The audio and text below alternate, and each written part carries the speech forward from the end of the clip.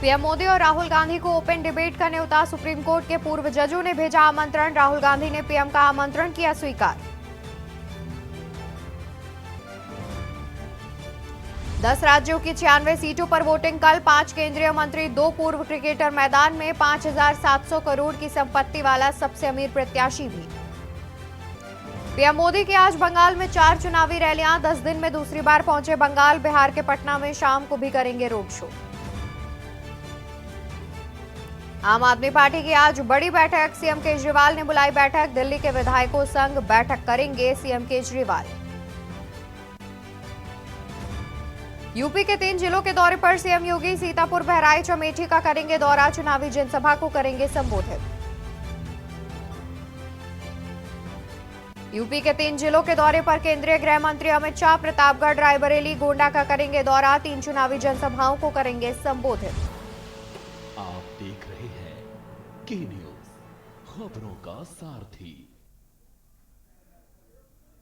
नमस्कार, स्वागत है आपका देश की बात में। मैं हूं आपके साथ अवंतिका अवस्थी। रुक करते हैं आज की तमाम बड़ी खबरों की ओर, जहां पर आज 2 राज्यों के दौरे पर प्रधानमंत्री नरेंद्र मोदी। पीएम मोदी का पश्चिम बंगाल और बिहार दौरा है, जहां पर 4 चुनावी जनसभाओं को संबोधित करेंगे पीएम मोदी। 4 चुनावी जनसभाओं को संबोधित करेंगे पीएम मोदी। बिहार के पटना में शाम 6:45 पर करेंगे रोड शो। आज 2 राज्यों के दौरे पर प्रधानमंत्री नरेंद्र मोदी। पीएम मोदी का पश्चिम बंगाल और बिहार दौरा आज। 4 चुनावी जनसभाओं को संबोधित करने पहुंचेंगे प्रधानमंत्री नरेंद्र मोदी। बिहार के पटना में शाम 6:45 पर रोड शो का आयोजन किया गया है, जिसमें प्रधानमंत्री शामिल होंगे। प्रधानमंत्री का 2 राज्यों का दौरा है, जहां पर वो पश्चिम बंगाल और बिहार के दौरे पर रहेंगे। 4 चुनावी जनसभाओं को संबोधित करेंगे पीएम। बिहार के पटना में भी शाम 6:45 पर करेंगे रोड शो। 2 राज्यों के दौरे पर प्रधानमंत्री नरेंद्र मोदी। पीएम मोदी का पश्चिम बंगाल और बिहार दौरा आज। 4 चुनावी जनसभाओं को संबोधित करेंगे प्रधानमंत्री नरेंद्र मोदी। बिहार के पटना में शाम 6:45 पर करेंगे रोड शो। तो 2 राज्यों के दौरे पर प्रधानमंत्री नरेंद्र मोदी। पश्चिम बंगाल का और बिहार का करेंगे दौरा। 4 चुनावी जनसभा भी संबोधित करेंगे प्रधानमंत्री। और ज्यादा जानकारी के लिए हमारे साथ दिल्ली से संवाददाता प्रवेश शर्मा भी जुड़े हुए हैं। प्रवेश, आज 2 राज्यों के दौरे पर प्रधानमंत्री पहुंच रहे हैं। पश्चिम बंगाल और बिहार का विशेष रूप से दौरा कर रहे हैं। देखा जाए तो लगातार प्रधानमंत्री के पश्चिम बंगाल और बिहार के दौरे देखे जा रहे हैं। तो कहीं ना कहीं इस बार अनुमान लगाया जा रहा है कि पश्चिम बंगाल में बीजेपी को वोट बैंक में बढ़त भी मिल सकती है। बिल्कुल, देखिए मैं आपको बता दूं, 4थे चरण का मतदान कल होना है और लगभग 7 सीटें हैं जिसको लेकर कल जो है पश्चिम बंगाल में मतदान होगा। और सबसे बड़ी बात यह है कि आज प्रधानमंत्री मोदी लगातार जिस तरीके से राज्यों का भ्रमण कर रहे हैं, उसमें पश्चिम बंगाल और बिहार जो है दोनों राज्यों में पहुंचेंगे। लेकिन ताबड़तोड़ आज 4 रैलियां अकेले अगर बात करें तो पश्चिम बंगाल में होनी है। सबसे पहले 11:30 बजे होगी, फिर 1 बजे, फिर 2:30 बजे और शाम को 4 बजे वो पश्चिम बंगाल के हावड़ा में पहुंचेंगे, जहां पर जनता को संबोधित करेंगे। और लगभग 6 या 6:30 के बीच में वो बिहार के पटना पहुंचेंगे, जहां पर वो सीधे तौर पर जनता को संबोधित करते नजर आएंगे। लेकिन पश्चिम बंगाल में जिस तरीके से 4 ताबड़तोड़ जनसभाएं होनी है, लगातार जनता को संबोधित करते हुए नजर आएंगे। इसको लेकर कयास कहीं ना कहीं ये लगाए जा रहे हैं कि लोकसभा चुनाव में जिस तरीके से पश्चिम बंगाल में अभी तक बीजेपी को बढ़त हासिल नहीं हुई, लेकिन इस बार ऐसा अनुमान लगाया जा रहा है कि प्रधानमंत्री मोदी के साथ साथ कई केंद्रीय नेतृत्व के मंत्री लगातार अलग अलग राज्यों के दौरे कर रहे हैं। विशेष रूप से उन राज्यों का दौरा कर रहे हैं जहां पर बीजेपी को बढ़त हासिल होने में थोड़ी दिक्कत का सामना करना पड़ रहा है। इस बार उन दौरों को विशेष रूप से जो है लगातार रैली और जनसभा करके संबोधित कर जनता को साधने की कोशिश जरूर की गई। बिल्कुल। और वहीं देखा जाए तो जिस तरीके से पश्चिम बंगाल की अगर खास तौर पर बात की जाए तो कहीं ना कहीं ममता बनर्जी की जो सरकार है वो भी पूरी तरीके से अपनी तैयारी में जुटी हुई है। उनके ओर से भी प्रयास किए जा रहे हैं कि जिससे कहीं ना कहीं जो बीजेपी है उसको बढ़ने से रोका जा सके, उसके वोट बैंक को बढ़ने से रोका जा सके। तो दूसरी ओर देखा जाए तो अन्य विपक्षी दल भी हैं लगातार जो कि पश्चिम बंगाल के दौरे पर दिख रहे हैं, चाहे कांग्रेस की बात क्यों ना की जाए। तो कहीं जिस तरीके से बीजेपी लगातार साउथ इंडिया के दौरे पर है, क्या अनुमान लगाया जा सकता है कि इस बार कहीं ना कहीं साउथ इंडिया में जो सीटें हैं बीजेपी की वो बढ़ती हुई दिखाई देंगी? देखिए, मैं सीधे तौर पर बता दूं, पश्चिम बंगाल को ममता बनर्जी का गढ़ माना जाता है और बिल्कुल। लगातार हम देख चुके हैं कि ममता बनर्जी वहां पर अच्छी बढ़त हासिल करती है और यही सेंधमारी इस बार बीजेपी करना चाह रही है। और यही वजह है कि लगातार प्रधानमंत्री मोदी चाहे साउथ हो चाहे पश्चिम बंगाल हो, उन राज्यों का दौरा अधिक संख्या में स्वयं कर रहे हैं, जनता को संबोधित कर रहे हैं, उन लोगों तक पहुंचने की कोशिश कर रहे हैं और विशेष रूप से जो अपने द्वारा किए गए कार्यकाल के काम है उनको लेकर जनता को बताने की कोशिश कर रहे हैं, जनता से अपील कर रहे हैं। इस बार जब चौथे चरण का मतदान कल होगा तो उसमें पश्चिम बंगाल की जो सीटें हैं उनको लेकर कहीं ना कहीं चुनावी जनसभा में संबोधित करते हुए नजर आएंगे। विशेष रूप से लोगों को इस बार जो है प्रधानमंत्री मोदी 400 पार का जो नारा लगा रहे हैं उसको लेकर अपने कार्यकाल के साथ साथ कुछ जो देश हित में कार्य है उनको गिनाने की कोशिश कर रहे हैं और पश्चिम बंगाल में ममता बनर्जी के गढ़ में सेंध लगाने की कोशिश जरूर कर रहे हैं। बिल्कुल। और जिस तरीके से देखा जा रहा है कि लगातार बीजेपी की ओर से केंद्रीय नेतृत्व के नेतागण भी पश्चिम बंगाल और बिहार के दौरे पर हैं, तो इससे कहीं ना कहीं बीजेपी को भी फायदा मिलता हुआ जरूर दिखेगा। बहुत शुक्रिया प्रवेश आपका अधिक जानकारी हमारे दर्शकों तक पहुंचाने के लिए। तो आपको बता दें कि प्रधानमंत्री नरेंद्र मोदी का आज 2 राज्यों का दौरा है। पश्चिम बंगाल और बिहार पहुंचेंगे प्रधानमंत्री, जहां पर वो चुनावी जनसभाओं को संबोधित करते नजर आएंगे, बीजेपी प्रत्याशियों के पक्ष में प्रचार प्रसार करेंगे और साथ ही जनता से वोट की अपील करते हुए भी नजर आएंगे। बता दें कि जिस तरीके से लगातार बीजेपी की ओर से पश्चिम बंगाल का दौरा किया जा रहा है उससे कहीं ना कहीं बीजेपी को इस बार वोट बैंक में भी बढ़त मिलती दिख सकती है। और जिस तरीके से पश्चिम बंगाल में ममता बनर्जी की सरकार बीजेपी को टक्कर देती हुई नजर आ रही है और उसके बावजूद बीजेपी मैदान में डटी हुई है, लगातार केंद्रीय नेतृत्व के द्वारा दौरे किए जा रहे हैं, जनसभाएं की जा रही हैं, तो इससे कहीं ना कहीं जनता पर प्रभाव पड़ेगा। फिलहाल देखने वाली बात होगी 4 जून को फैसले सामने आएंगे, उसके बाद ही इस पर कुछ कहा जा सकेगा। लगातार प्रधानमंत्री नरेंद्र मोदी पश्चिम बंगाल और बिहार का दौरा कर रहे हैं, इसके अलावा वो अन्य राज्यों में भी दौरा कर रहे हैं। हर एक सीट पर जाकर के प्रधानमंत्री जनसभा संबोधित कर रहे हैं और बीजेपी की ओर से इस विशेष रणनीति के तहत कार्य किया जा रहा है, जहां पर केंद्रीय नेतृत्व के नेतागण भी लगातार एक्टिव मोड में नजर आ रहे हैं। लोकसभा चुनाव की तारीखों के ऐलान के बाद से ही केंद्रीय नेतृत्व के नेता हो या फिर कार्यकर्ता वो एक्टिव मोड पर नजर आ रहे हैं।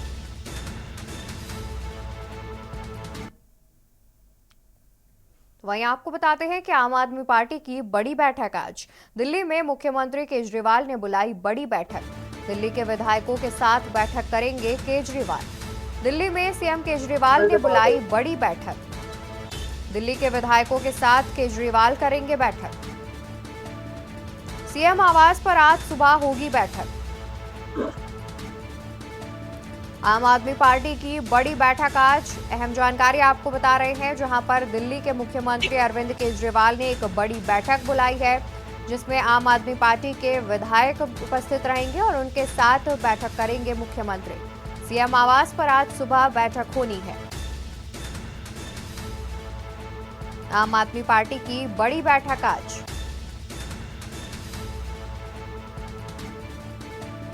दिल्ली में सीएम केजरीवाल ने बुलाई बड़ी बैठक, विधायकों के साथ मुख्यमंत्री अरविंद केजरीवाल बैठक करेंगे। इसी खबर पर ज्यादा जानकारी के लिए संवाददाता प्रवेश शर्मा हमारे साथ जुड़े हुए हैं।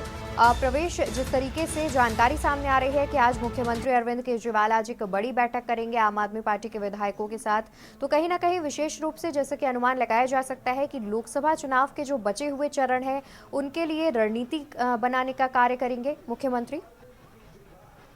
देखिए, मैं आपको बता दूं, जब से अरविंद केजरीवाल को सुप्रीम कोर्ट से जमानत मिली है वो लगातार बीजेपी पर मुखर है, सीधे तौर पर प्रहार करते हुए नजर आ रहे हैं। कल उन्होंने पहले हनुमान मंदिर पहुंचकर भगवान हनुमान का आशीर्वाद दिया, पूजा अर्चना करी और उसके बाद सीधा जो है पार्टी ऑफिस पहुंचे और वहां पर 1 बजे के आसपास जो उन्होंने प्रेस कॉन्फ्रेंस करी और कॉन्फ्रेंस करते ही उन्होंने बीजेपी पर कई बड़े सवाल दागे और आज सबसे बड़ी बात है कि आज दिल्ली को लेकर, विशेष रूप से मैं बता दूं, दिल्ली को लेकर, दिल्ली में 25 मई को जो है छठे चरण में मतदान होना है, उसको लेकर विशेष रूप से दिल्ली के विधायकों के साथ अरविंद केजरीवाल ने आज एक बैठक बुलाई है और अपने आवास पर ये बैठक बुलाई है। लगातार जब से बार बार मैं ये रिपीट कर रहा हूँ, जब से वो जेल से छूटे हैं लगातार मुखर है। और कल भी उन्होंने ताबड़तोड़ 2 रैलियां दिल्ली में की थी और आज भी उनके कई कार्यक्रम है। लगातार वो डटे हुए हैं और मैं आपको बता दूं कि विधायकों के साथ दिल्ली को लेकर एक रणनीति बनाने की बात सामने आ रही है। सीधे तौर पर कहा जा रहा है कि 25 मई का जो समय है वो करीब आने वाला है और अब दिल्ली के जितने भी विधायक हैं आज केजरीवाल के साथ बैठक कर ये चर्चा करेंगे और अपने अपने इलाकों में एक रणनीति के तहत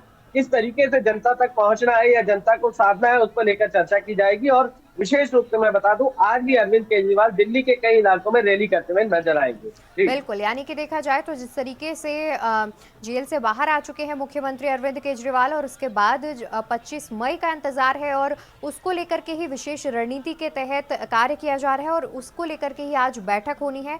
तो इसमें विशेष रूप से कौन कौन से लोग शामिल हो सकते हैं? आम आदमी पार्टी के क्या बड़े नेता जो कि इस केस में एक अहम हिस्सा भी रहे हैं, जैसे कि संजय सिंह, वो भी इस बैठक में शामिल होंगे?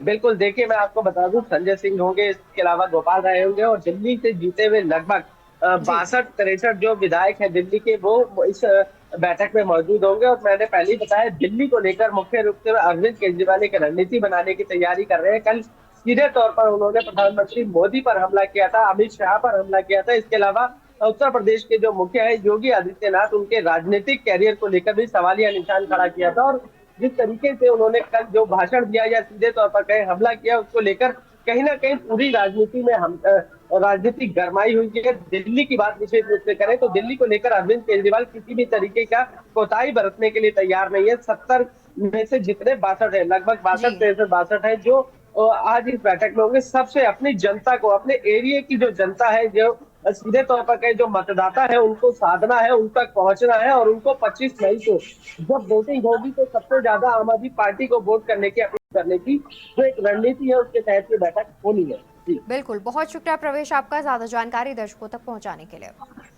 तो हम जानकारी आपको बता दें, जहां पर मुख्यमंत्री अरविंद केजरीवाल ने बड़ी बैठक बुलाई है और इस बैठक में आम आदमी पार्टी के विधायक शामिल रहेंगे। कई बड़े नेता भी आम आदमी पार्टी के इस बैठक में शामिल होंगे और आने वाले चरणों में चुनाव को लेकर के चर्चा की जाएगी। विशेष रूप से 25 मई को दिल्ली में चुनाव होने हैं, उसको लेकर के भी एक रणनीति जो है वो तैयार की जाएगी और आम आदमी पार्टी बीजेपी पर भी मुखर होती नजर आएगी। और इसके अलावा मुख्यमंत्री अरविंद केजरीवाल के और भी कई सारे कार्यक्रमों का आयोजन किया गया है, जहां पर वो चुनावी जनसभा या फिर रैली करते हुए दिल्ली में देखे जाएंगे। खबर आपको बता दें, जहां पर आम आदमी पार्टी की आज बड़ी बैठक होनी है, सीएम आवास में ये बैठक होगी। मुख्यमंत्री अरविंद केजरीवाल ने ये बैठक बुलाई है, जिसमें आम आदमी पार्टी के कई विधायक, बड़े नेता के शामिल होने की बात सामने आ रही है।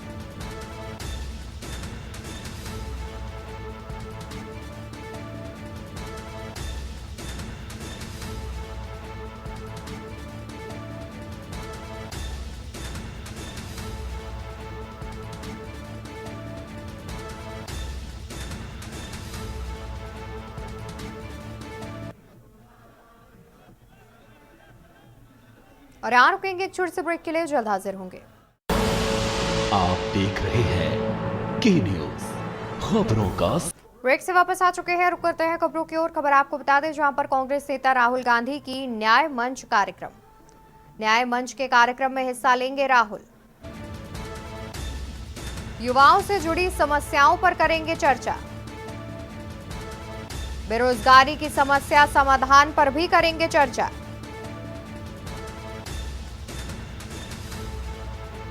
राहुल गांधी के न्याय मंच के कार्यक्रम में हिस्सा लेंगे राहुल।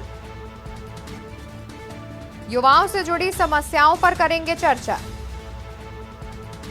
बेरोजगारी की समस्या समाधान पर भी करेंगे चर्चा।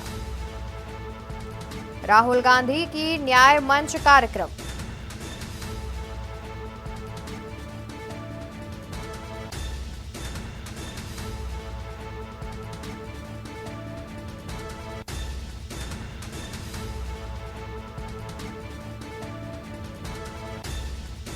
राहुल गांधी की न्याय मंच के कार्यक्रम में हिस्सा लेंगे राहुल गांधी। युवाओं से जुड़ी समस्याओं पर करेंगे चर्चा।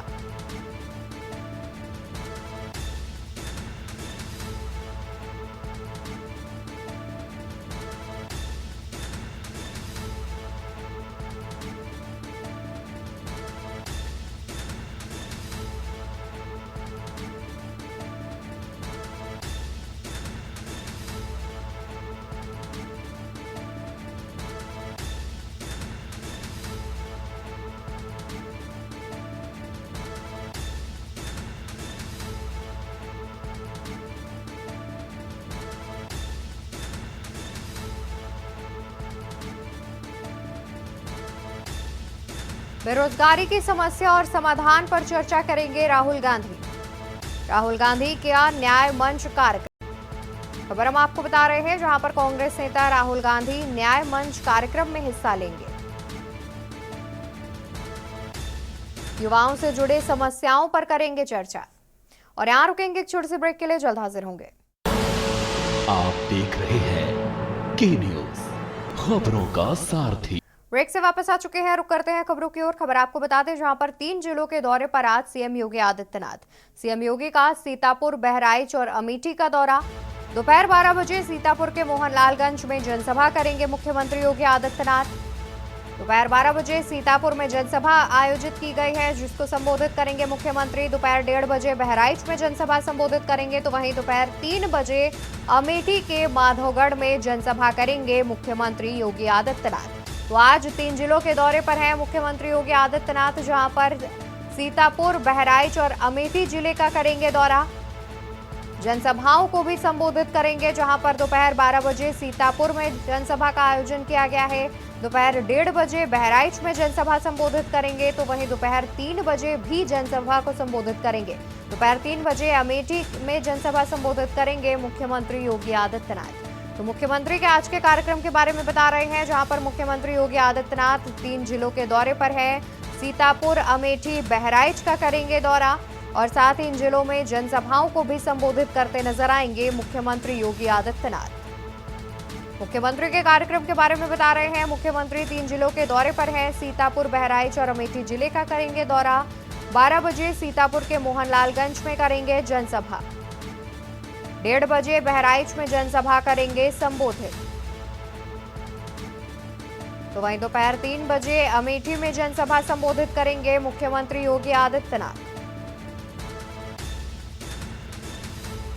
3 जिलों के दौरे पर मुख्यमंत्री योगी आदित्यनाथ और 3 जनसभाओं को संबोधित करेंगे। अमेठी, सीतापुर, बहराइच जिले के दौरे पर हैं, जहां पर वो पहुंचकर जनसभाओं को संबोधित करते नजर आएंगे। मुख्यमंत्री के आगमन से पहले सभी तैयारियां पूरी कर ली गई हैं। और आपको बता दें कि जिस तरीके से बीजेपी एक रणनीति के तहत कार्य कर रही है, लगातार खुद प्रधानमंत्री हो या मुख्यमंत्री या बीजेपी की ओर से अन्य कोई नेता लगातार दौरों पर देखा जाता है। जनता को साधने का प्रयास हर दिन शुरू है। और मुख्यमंत्री की बात की जाए तो मुख्यमंत्री योगी आदित्यनाथ खुद भी एक दिन में लगभग 3 जिलों का दौरा कर रहे हैं, जहां पर वो जनसभाओं को संबोधित करते नजर आ रहे हैं और विपक्ष पर तंज कसते हुए भी नजर आ रहे हैं। इसके अलावा बीजेपी प्रत्याशियों के पक्ष में वोट करने की अपील करते हुए भी दिख रहे हैं मुख्यमंत्री योगी आदित्यनाथ। तो 3 जिलों के दौरे पर आज हैं मुख्यमंत्री योगी आदित्यनाथ। सीतापुर, बहराइच और अमेठी का करेंगे दौरा और साथ ही इन जिलों में जनसभाओं का भी आयोजन किया गया है, जिसे संबोधित करते हुए नजर आएंगे। तो वही बता दें कि 3 जिलों के दौरे पर केंद्रीय गृह मंत्री अमित शाह का प्रतापगढ़, रायबरेली और गोंडा दौरा। शाह का प्रतापगढ़, रायबरेली और गोंडा दौरा। 3 चुनावी जनसभाओं को संबोधित करेंगे केंद्रीय गृह मंत्री। प्रतापगढ़, रायबरेली और गोंडा में भरेंगे चुनावी हुंकार। 3 जिलों के दौरे पर केंद्रीय गृह मंत्री अमित शाह का प्रतापगढ़, रायबरेली और गोंडा दौरा आज। 3 चुनावी जनसभाओं को भी केंद्रीय गृह मंत्री संबोधित करते हुए नजर आएंगे। प्रतापगढ़, रायबरेली और गोंडा में भरेंगे चुनावी हुंकार। बीजेपी प्रत्याशियों के समर्थन में करेंगे प्रचार प्रसार और इसके अलावा बीजेपी प्रत्याशियों के पक्ष में ही जनता से वोट करने की अपील करते हुए भी नजर आएंगे। तो केंद्रीय नेतृत्व की ओर से आज केंद्रीय गृह मंत्री अमित शाह यूपी दौरे पर हैं। चुनावी जनसभाओं को संबोधित करने के लिए 3 जिलों में पहुंच रहे हैं, जहां पर प्रतापगढ़, रायबरेली और गोंडा में चुनावी हुंकार भरते हुए नजर आएंगे। बीजेपी प्रत्याशियों के पक्ष में प्रचार प्रसार करते हुए नजर आएंगे। तो प्रतापगढ़, रायबरेली और गोंडा दौरे पर केंद्रीय गृह मंत्री अमित शाह 3 चुनावी जनसभाओं को केंद्रीय गृह मंत्री करेंगे संबोधित। प्रतापगढ़, रायबरेली और गोंडा में भरेंगे चुनावी हुंकार। 3 जिलों के दौरे पर केंद्रीय गृह मंत्री अमित शाह। तो अमित शाह के आज के कार्यक्रम के बारे में बता रहे हैं, जहां पर यूपी के प्रतापगढ़, रायबरेली और गोंडा जिले के दौरे पर हैं और इन तीनों जिलों में ही चुनावी जनसभाओं का आयोजन किया गया है, जिसको संबोधित करते नजर आएंगे केंद्रीय गृह मंत्री।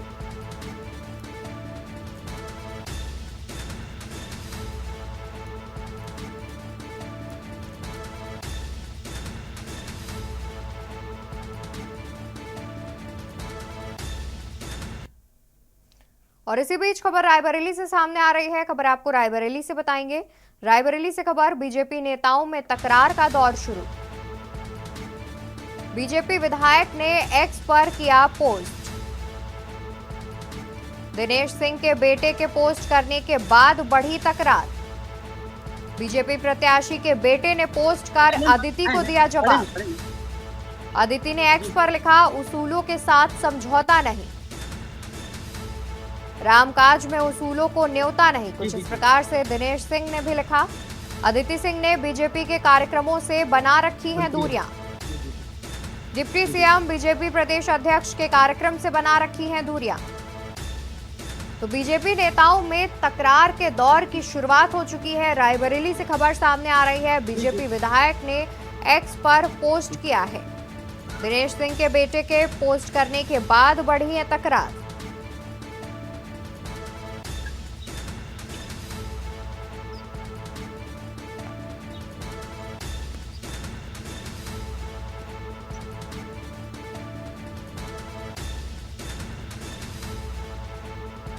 अदिति सिंह ने बीजेपी के कार्यक्रमों से बना रखी हैं दूरियां।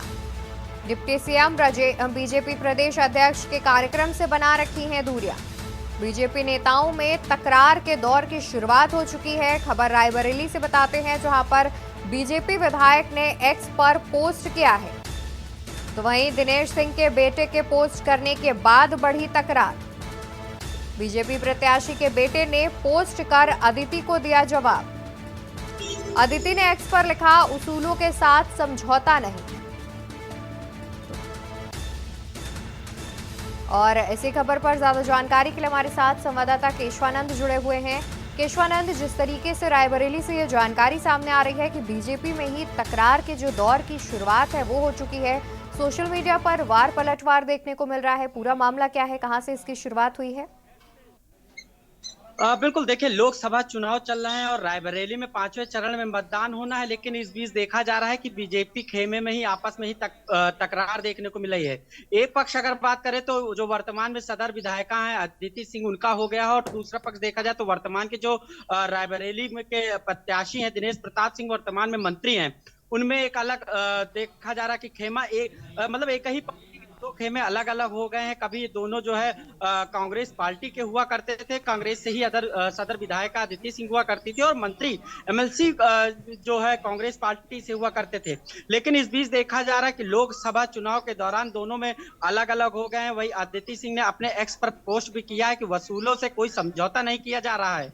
और वहीं जो दिनेश प्रताप सिंह के बेटे हैं, वर्तमान ब्लॉक प्रमुख पीयूष प्रताप सिंह ने, उन्होंने भी पोस्ट जो है फेसबुक पे लिखा है और कहा है कि जो है जो समझौता है वो किया जा रहा है, लेकिन उनका सम्मान भी किया जाएगा। लेकिन अभी देखा जाए तो आपस में दोनों में तकरार देखने को मिल रही है। रायबरेली हमेशा से गांधी परिवार का ही गढ़ रहा है, अलग अलग, लेकिन इसमें रायबरेली में एक बार कैसे कमल खिलाया जाएगा, ये बड़ा सवाल है।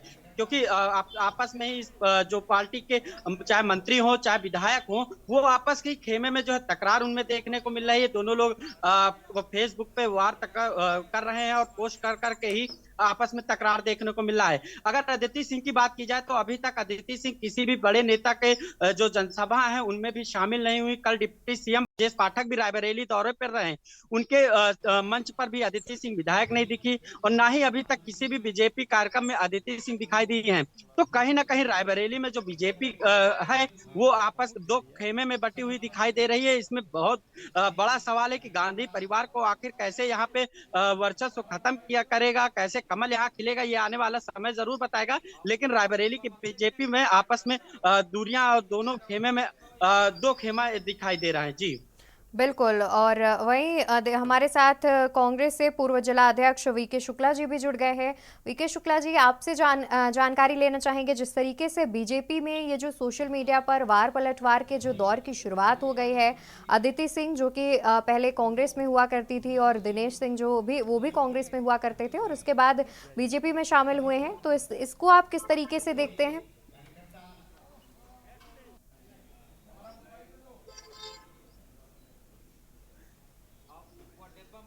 करके बने हैं, कांग्रेस से फायदा उठाया है। और जब कांग्रेस से इनका पेट भर गया और भाजपा की सरकार आ गई तो ये लोग अपने स्वार्थवश वहां चले गए हैं। अब वहां जाने के बाद भी क्योंकि ये अलग अलग ग्रुप है तो आपस में टकराहट है इन लोगों में। अभी एक बहुत महत्वपूर्ण जमीन थी रायबरेली में, जिसको ये जो मंत्री जी हैं, जो प्रत्याशी हैं इस समय भाजपा के, इन्होंने उस पर कब्जा करना चाहा तो उसमें ये जो विधायक हैं अदिति सिंह, इनसे डिस्प्यूट हो गया। तो डिस्प्यूट इन लोगों का बढ़ता जा रहा है, जो पार्टी लेवल पे भी है और व्यक्तिगत स्तर पे भी है जी। इससे तो भाजपा का ही नुकसान है। रही बात जैसे अभी कि कैसे कमल खिलेगा, तो रायबरेली में जिंदगी भर कमल नहीं खिलेगा। ये लोग माने न माने, कहें न कहें, लेकिन ये कांग्रेस का ही गढ़ है, आज से नहीं, इंदिरा जी के समय से। और 52 में फिरोज गांधी जी पहली बार चुनाव लड़े थे, 2 बार वो सांसद रहे हैं। तो यहाँ लोग परेशान जरूर होते हैं, लेकिन किसी दूसरे का कोई अस्तित्व नहीं है, सिर्फ गांधी नेहरू परिवार का ही अस्तित्व है। और इसलिए है कि वो लोग यहाँ की जनता, आम जन से जुड़े हुए हैं। ये कहने की बात नहीं है, उनके सुख दुख में शामिल रहते हैं। बाकी आजकल मीडिया पे बहसबाजी ये सब चला करती है। मैं आपको बता रहा हूँ, ये भाजपा का अंदरूनी जो झंझट है, ये जीतना तो इनको कभी नहीं है, मैं आपसे बता रहा हूँ, लेकिन ये इनको और कमजोर कर देगा, इनको और कमजोरी की ओर ले जाएगा। इनका जो प्रतिशत है वो कम हो जाएगा। बिल्कुल बिल्कुल वीके शुक्ला जी, और जिस तरीके से देखा जा रहा है तो ये जो तकरार है उसकी शुरुआत हो चुकी है। और हमारे साथ इसी में चर्चा करने के लिए रेजिडेंट एडिटर मनीष पांडे भी जुड़ गए हैं। मनीष जी, देखा जाए तो अब बीजेपी में ही तकरार की जो स्थिति है वो देखने को मिल रही है, तो इससे कहीं ना कहीं विपक्ष को भी फायदा मिलता दिख सकता है। लेकिन वहीं देखा जाए तो रायबरेली में ऐसी जैसे कि अभी हमारे साथ वीके शुक्ला जी भी जुड़े थे, तो उनका कहना है कि रायबरेली में बीजेपी का वैसे भी कोई चांस नहीं है। देखिए, वो अलग बात है, चांस है या नहीं है। मुझे लगता है कि अभी चुनाव होना है, चुनाव के बाद परिणाम क्या होंगे ये अभी से बता पाना मुश्किल है। लेकिन उत्तर प्रदेश की किसी भी ऐसी सीट पर जहां लोकसभा चुनाव हो रहे हैं, भारतीय जनता पार्टी का कोई अंदरूनी कलह अभी तक सतह पर नहीं आया है। बिल्कुल। लेकिन रायबरेली और अमेठी आप सीट समझ सकती हैं कि गांधी परिवार की जो है पीढ़ियों से गांधी परिवार के जो लोग रहे हैं वो इन सीटों पर चुनाव लड़ते आए हैं, और अमेठी उनके हाथ से निकल गई थी और राहुल गांधी को इस बार रायबरेली से उम्मीदवार बनाया गया है। तो रायबरेली में भारतीय जनता पार्टी का प्रत्याशी दिनेश प्रताप सिंह राहुल गांधी के खिलाफ चुनाव लड़ रहे हैं।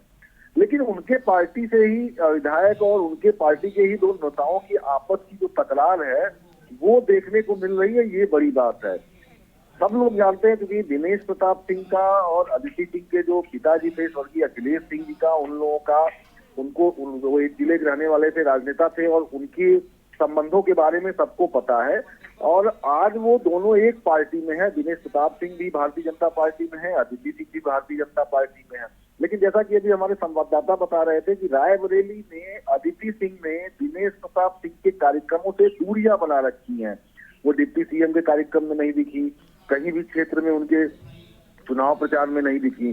तो ये एक बड़ी बात निकल के सामने है, क्योंकि मैंने बताया आपको उत्तर प्रदेश में कहीं भी किसी भी लोकसभा सीट में आपको अगर कोई अंतरकलह प्रत्याशियों के बीच में है भी तो वो अंदर ही अंदर उसे शांत किया जाता है। लेकिन रायबरेली जैसी सीट पर खुलकर अपने प्रत्याशी का विरोध करना और ये हवा और सब वर्गीय हवा इसमें दिनेश प्रताप सिंह के लड़के ने दे दी। उन्होंने भी सीधे सीधे जवाब दे दिया, क्योंकि अदिति सिंह ने तो सिर्फ एक लाइन लिखी थी कि उसूलों से कोई समझौता नहीं है, लेकिन उन्होंने साफ लिख दिया कि रामकाज में उसूलों को न्योता नहीं है। तो ऐसे में अब पब्लिक भी समझ रही है कि ये जो दोनों भारतीय जनता पार्टी के नेता हैं वो आपस में लड़ रहे हैं, और कहीं ना कहीं भारतीय जनता पार्टी की का जो शीर्ष नेतृत्व है, भारतीय जनता पार्टी का जो संगठन है, सरकार है, वो इन दोनों के टकराव को रोक नहीं पा रही है। तो जाहिर तौर पर कांग्रेस वैसे भी आशान्वित है। राहुल गांधी को चुनाव वो रायबरेली से उनका नामांकन हुआ है, वो आशान्वित है, वो आश्वस्त है कि ये सीट उन्हें ही मिलेगी। लेकिन भारतीय जनता पार्टी के इन दोनों नेताओं की जो लड़ाई है वो उसने इस पूरी लड़ाई को और दिलचस्प कर दिया है। और अभी ये जो सोशल मीडिया वार है वो एक दूसरे पे की जा रही है। बाकी आगे इसका परिणाम क्या होगा ये थोड़ा इंतजार करना पड़ेगा, देखना पड़ेगा। लेकिन ये तय है कि कहीं ना कहीं इन दोनों नेताओं ने ये बता दिया है कि इनकी जो आपसी लड़ाई है, इनका जो आपसी कलह है वो भारतीय जनता पार्टी से ऊपर है। जी बिल्कुल। और मनीष जी, जिस तरीके से सोशल मीडिया पर भी ये वार पलटवार का जो खेल है बीजेपी में वो देखने को मिल रहा है, तो इसको लेकर के क्या हमें ऐसा लगता है कि बीजेपी केंद्रीय नेतृत्व के जो नेता हैं वो आकर के इस जो कलह हो रही है इसमें कहीं ना कहीं इसको शांत कराने का प्रयास करेंगे, क्योंकि विपक्ष के पास फिर एक मुद्दा हो जाएगा? देखिए, विपक्ष के पास मुद्दा तो है ही है। विपक्ष के जो नेता हैं वो इसे जाहिर तौर पर इसे मुद्दा बनाएंगे कि आपके जो है जो नेता हैं वही आपस में लड़ रहे हैं, हमारे प्रत्याशी से क्या लड़ेंगे। वही मैंने आपको बताया कि बहुत कम है उत्तर प्रदेश की 80 लोकसभा सीटों में कहीं भी इस तरीके की सीटों पर आपको आपसी नेताओं का टकराव नहीं दिखेगा, क्योंकि भारतीय जनता पार्टी बताया जाता है कि बड़ी अनुशासित पार्टी है। वहां पे आप देखिए, जौनपुर का उदाहरण उठा के देख लीजिए। जौनपुर से एक प्रत्याशी धनंजय सिंह ने अपनी पत्नी का नामांकन वापस करवा लिया ठीक आखिरी दौर में, जबकि बताया जा रहा था कि उनके धनंजय सिंह के चुनाव लड़ने की वजह से वहां पे बीजेपी का प्रत्याशी चुनाव हार सकता है। अम्बेडकर नगर में आप स्थिति देखिए, अम्बेडकर नगर में तमाम जो सपा के और बसपा के नेता है वो तेजी से भारतीय जनता पार्टी में जुड़ रहे हैं। तो भारतीय जनता पार्टी का जो शीर्ष नेतृत्व है, जो संगठन है, वो एक एक सीटों की समीक्षा कर रहा है और एक एक सीटों पर फूक के कदम बढ़ा रहा है कि कहीं से कोई कमी निकल के ना आए। लेकिन वहीं रायबरेली सीट की अगर बात करें, जिस पर पूरे देश की, पूरे हिंदुस्तान की नजर है, जहां पर विपक्ष के सबसे बड़े नेता अगर आप कह लेंगे कांग्रेस के राहुल गांधी है, राहुल गांधी को उम्मीदवार बनाया गया है, तो वहां भारतीय जनता पार्टी के अगर विधायक और जो नेता आपस में ही लड़ते हुए दिखाई देंगे तो ये एक बड़ा मैसेज जाएगा पूरे देश में, पूरे प्रदेश में बड़ा मैसेज जाएगा कि भारतीय जनता पार्टी का जो शीर्ष नेतृत्व है, जो उसके बड़े नेता है, वो अपने नेताओं का ही कलह, आपसी कलह जो है दूर नहीं कर पा रहा है। वो हमसे चुनाव क्या लड़ेंगे। बिल्कुल, जाहिर तौर पर बहुत शुक्रिया मनीष जी आपका ज्यादा जानकारी दर्शकों तक पहुंचाने के लिए। बता दें कि रायबरेली से फिलहाल ये खबर सामने आ रही है, जहां पर बीजेपी में ही अंतर्कलह का जो दौर है उसकी शुरुआत हो चुकी है। बीजेपी से ही आदित्य सिंह ने सोशल मीडिया पर पोस्ट किया कि उसूलों से समझौता नहीं, तो दिनेश सिंह के बेटे ने रामकाज में उसूलों को न्योता नहीं, कुछ इस प्रकार से पलटवार भी किया है। और सोशल मीडिया पर इस वार पलटवार के दौर की जो शुरुआत है वो हो चुकी है।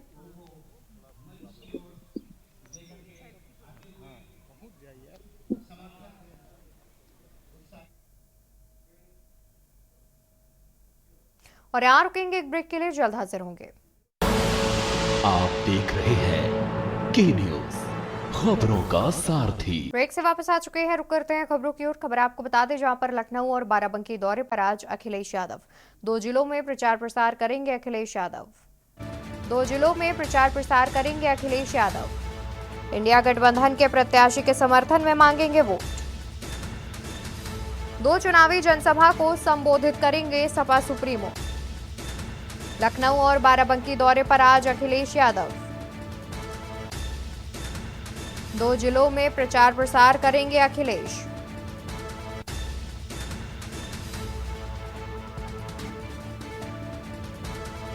दो चुनावी जनसभा संबोधित करेंगे सपा सुप्रीमो।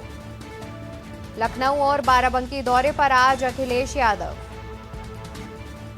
2 जिलों में प्रचार प्रसार करेंगे। अखिलेश यादव इंडिया गठबंधन के प्रत्याशी के समर्थन में करेंगे जनसभा। चुनावी जनसभा को संबोधित करेंगे सपा सुप्रीमो। लखनऊ और बाराबंकी दौरे पर आज सपा सुप्रीमो अखिलेश यादव 2 जिलों में प्रचार प्रसार करेंगे अखिलेश यादव। इंडिया गठबंधन के प्रत्याशी के समर्थन में मांगेंगे वोट। चुनावी जनसभा संबोधित करेंगे सपा सुप्रीमो अखिलेश यादव। लखनऊ और बाराबंकी दौरे पर रहेंगे अखिलेश यादव। 2 जिलों में प्रचार प्रसार करने पहुंच रहे हैं। इंडिया गठबंधन के प्रत्याशी के समर्थन में वोट मांगते हुए नजर आएंगे अखिलेश यादव। लखनऊ और बाराबंकी दौरे पर हैं। 2 चुनावी जनसभाओं को संबोधित करेंगे और इंडिया गठबंधन के प्रत्याशी के समर्थन में वोट की अपील करते हुए नजर आएंगे। तो लखनऊ और बाराबंकी दौरे पर अखिलेश यादव, 2 जिलों में प्रचार प्रसार करेंगे अखिलेश यादव। इंडिया गठबंधन के प्रत्याशी के समर्थन में मांगेंगे वोट। 2 चुनावी जनसभा भी संबोधित करेंगे अखिलेश। वही बता दें कि बीजेपी महामंत्री धर्मपाल सिंह का कार्यक्रम अयोध्या अंबेडकर नगर के दौरे पर रहेंगे धर्मपाल सिंह। बीजेपी महामंत्री धर्मपाल सिंह का कार्यक्रम अयोध्या अंबेडकर नगर के दौरे पर रहेंगे धर्मपाल सिंह। विभिन्न संगठनात्मक बैठकों को करेंगे संबोधित। दोपहर 12 बजे होटल पंचशील अयोध्या में करेंगे बैठक। अयोध्या अंबेडकर नगर के दौरे पर रहेंगे धर्मपाल सिंह। विभिन्न संगठनात्मक बैठकों को करेंगे संबोधित। दोपहर 12 बजे होटल पंचशील अयोध्या में करेंगे बैठक। शाम 4 बजे अंबेडकर नगर में बैठकों में करेंगे मार्गदर्शन। तो बीजेपी महामंत्री धर्मपाल सिंह के कार्यक्रम के बारे में आपको बता रहे हैं। अयोध्या अंबेडकर नगर के दौरे पर रहेंगे धर्मपाल सिंह। विभिन्न संगठनात्मक बैठकों को करेंगे संबोधित। दोपहर 12 बजे होटल पंचशील अयोध्या में किया जाएगा बैठक का आयोजन। अयोध्या अंबेडकर नगर के दौरे पर रहेंगे धर्मपाल सिंह। विभिन्न संगठनात्मक बैठकों को संबोधित करेंगे धर्मपाल सिंह।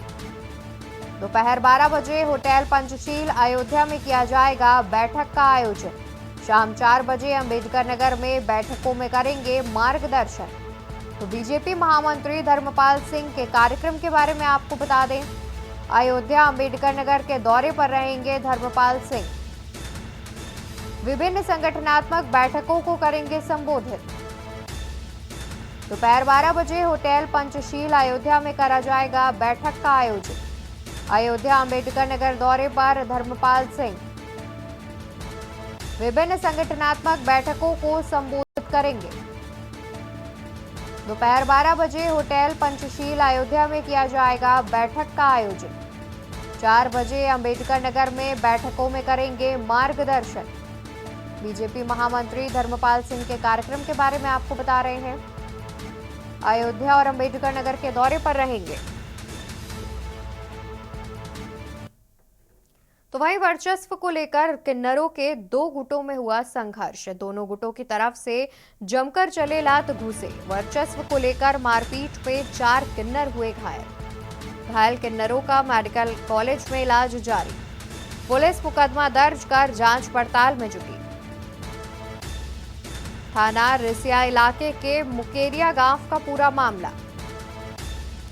तो बहराइच से खबर, जहां पर वर्चस्व को लेकर किन्नरों के 2 गुटों में हुई मारपीट। दोनों गुटों की तरफ से जमकर चले लात घूसे और इस दौरान 4 किन्नर घायल भी हुए हैं।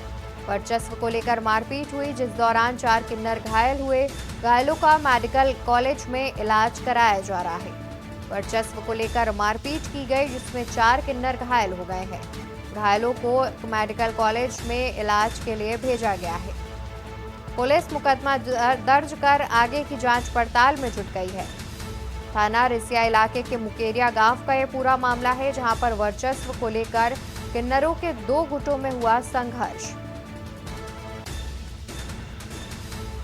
दोनों गुटों की तरफ से जमकर चले लात घूसे।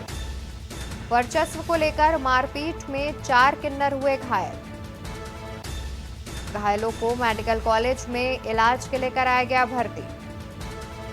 वर्चस्व को लेकर की गई थी मारपीट, जिसमें 4 किन्नर घायल हो गए हैं। घायलों को इलाज के लिए मेडिकल कॉलेज में भर्ती करा दिया गया है।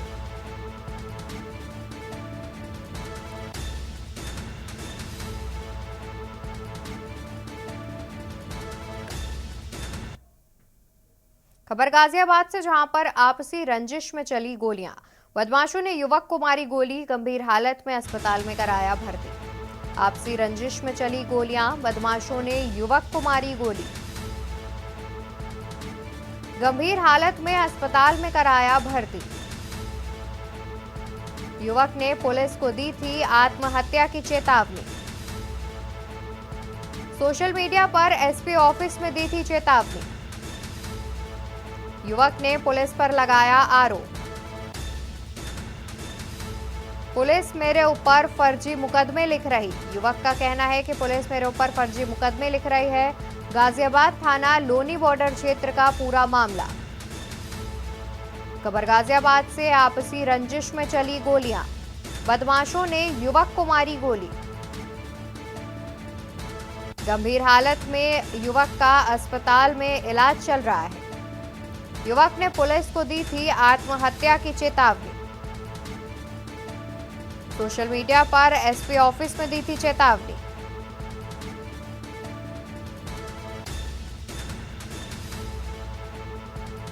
युवक का कहना है कि पुलिस मेरे ऊपर फर्जी मुकदमे लिख रही है।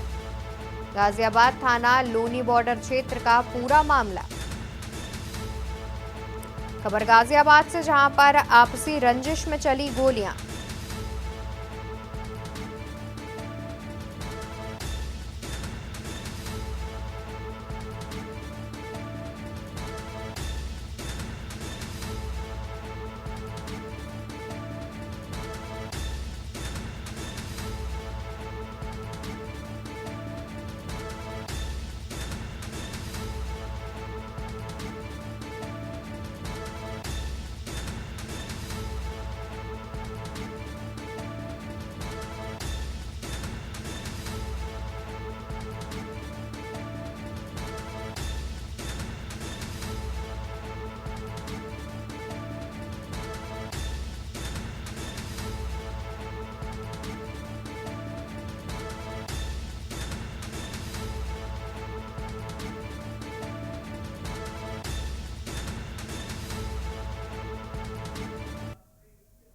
और यहाँ रुकेंगे एक छोटी सी ब्रेक के लिए, जल्द हाजिर होंगे। आप देख रहे हैं के न्यूज। ब्रेक से वापस आ चुके हैं। खबर आपको बता दें लखनऊ से, जहां पर सूचना आयोग के आउटसोर्स कर्मचारी पर एफआईआर हुई दर्ज। आउटसोर्स कर्मचारी ने केस निस्तारण के नाम पर ली घूस। सूचना आयोग के सचिव जगदीश प्रसाद ने दर्ज कराई एफआईआर। आयोग में तैनात अशुलिपिक संजय कुमार ने ली 4000 घूस। विभूति खंड थाने के अशुलिपिक संजय कुमार पर एफआईआर हुई दर्ज। आयोग में तैनात अशुलिपिक पर केस दर्ज किया गया है। विभूति खंड थाने में अशुलिपिक पर केस किया गया है दर्ज। कर्मचारी संजय कुमार व उसके भाई अरविंद पर एफआईआर किया गया दर्ज। खबर राजधानी लखनऊ से, जहां पर सूचना आयोग के आउटसोर्स कर्मचारी ने केस निस्तारण के नाम पर ली घूस। सूचना आयोग के सचिव जगदीश प्रसाद ने दर्ज कराई एफआईआर। आयोग में तैनात अशुलिपिक संजय कुमार ने 4000 रुपए की घूस ली है। तो चुनाव आयोग के सचिव जगदीश प्रसाद ने दर्ज कराई एफआईआर। आयोग में तैनात अशुलिपिक संजय कुमार ने 4000 रुपए की घूस ली है।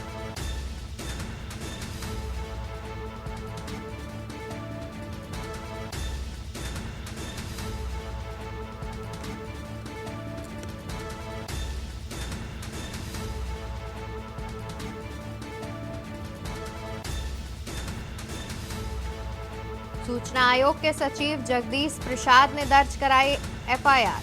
आयोग में तैनात अशुलिपिक संजय कुमार ने 4000 की ली घूस। सूचना आयोग के सचिव जगदीश प्रसाद ने दर्ज कराई एफआईआर।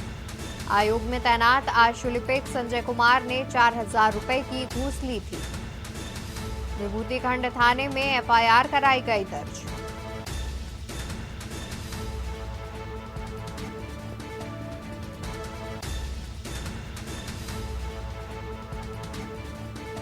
आउटसोर्स कर्मचारी ने केस निस्तारण के नाम पर ली घूस। सूचना आयोग के सचिव जगदीश प्रसाद ने दर्ज कराई एफआईआर। आयोग में तैनात अशुलिपिक संजय कुमार ने 4000 की घूस ली है। खबर आपको बुलंदशहर से बताते हैं, जहां पर गंगा में स्नान में 3 भाई डूबे। पुलिस प्रशासन की टीम ने चलाया रेस्क्यू अभियान। पुलिस प्रशासन की टीम ने चलाया रेस्क्यू अभियान। स्थानीय गोताखोरों ने 2 को सकुशल बचाया। तीसरे भाई की तलाश में जुटे गोताखोर। पुलिस प्रशासन की टीम ने चलाया रेस्क्यू। स्थानीय गोताखोरों ने 2 को सकुशल बचाया। तीसरे भाई की तलाश में जुटे गोताखोर। अनूप शहर के मस्तराम गंगा घाट का पूरा मामला। खबर बुलंदशहर से, गंगा में स्नान में 3 भाई डूबे। पुलिस प्रशासन की टीम ने चलाया रेस्क्यू अभियान। स्थानीय गोताखोरों ने 2 को सकुशल बचाया। तीसरे भाई की तलाश में जुटे गोताखोर।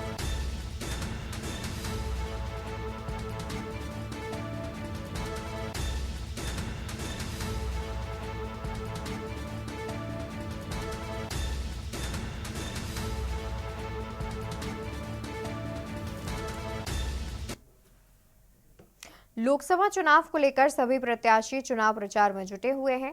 तो वहीं आज केंद्रीय गृह मंत्री अमित शाह रायबरेली पहुंचेंगे, जहां एक विशाल जनसभा को संबोधित करेंगे। बीजेपी प्रत्याशी दिनेश प्रताप सिंह के पक्ष में मतदान करने की अपील और रायबरेली में कैसे कमल खिलाया जा सके, इसको लेकर गुरु मंत्र देंगे केंद्रीय गृह मंत्री। रायबरेली शहर के जीआईसी ग्राउंड में ये जनसभा होगी। के न्यूज संवाददाता केशवानंद शुक्ला ने तैयारियों का जायजा लिया है, आपको भी दिखाते हैं।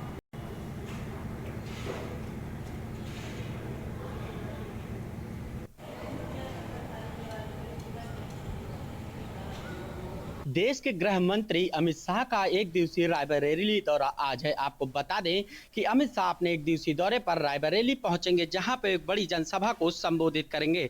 बीजेपी प्रत्याशी दिनेश प्रताप सिंह के पक्ष में इस जनसभा को वो संबोधित करेंगे, जहां पे सभी तैयारियां कर ली गई हैं। ये आप देख सकते हैं कि एक रायबरेली जिले का जीआईसी ग्राउंड है, जहां पे गृह मंत्री अमित शाह के आने को लेकर के सभी तैयारियां पूर्ण कर ली गई हैं। वहीं दूसरी ओर आप देख सकते हैं कि किस प्रकार जनसभा को संबोधित करने के लिए भी यहाँ पे जो तैयारियां हैं उनको भी चुस्त दुरुस्त कर ली गई है। वहीं सुरक्षा व्यवस्थाओं के पुख्ता इंतजाम भी किए गए हैं। वहीं रायबरेली जिले का जो आज रूट डायवर्जन भी किया गया है, ताकि यातायात में भी दिक्कतें ना हो सकें। वहीं बताया जा रहा है कि दोपहर में अमित शाह अपने दौरे पर रायबरेली पहुंचेंगे। बीजेपी से जहां दिनेश प्रताप सिंह उत्तर प्रदेश सरकार के राज्य मंत्री प्रत्याशी हैं, तो वहीं कांग्रेस से राहुल गांधी रायबरेली के प्रत्याशी हैं। वहीं दोपहर में अमित शाह रायबरेली पहुंचेंगे। केशवानंद शुक्ला, के न्यूज, रायबरेली। देश में भाजपा के खिलाफ माहौल बन रहा है। आम जनता में भाजपा के प्रति नाराजगी बढ़ रही है। प्रधानमंत्री नरेंद्र मोदी और केंद्रीय गृह मंत्री अमित शाह में घबराहट हो रही है।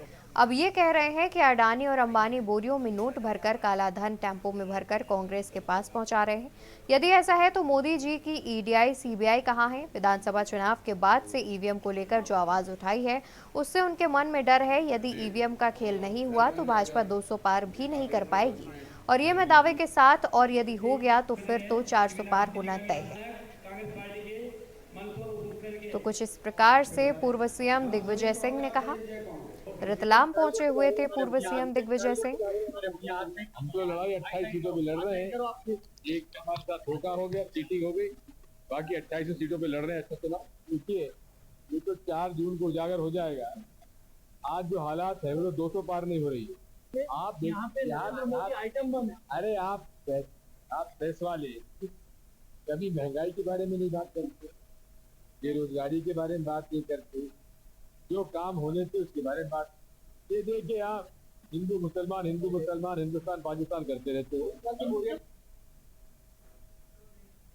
और देश की बात में मेरे साथ फिलहाल के लिए बस इतना ही। बाकी खबरों के लिए देखते रहिए के न्यूज इंडिया। नमस्कार।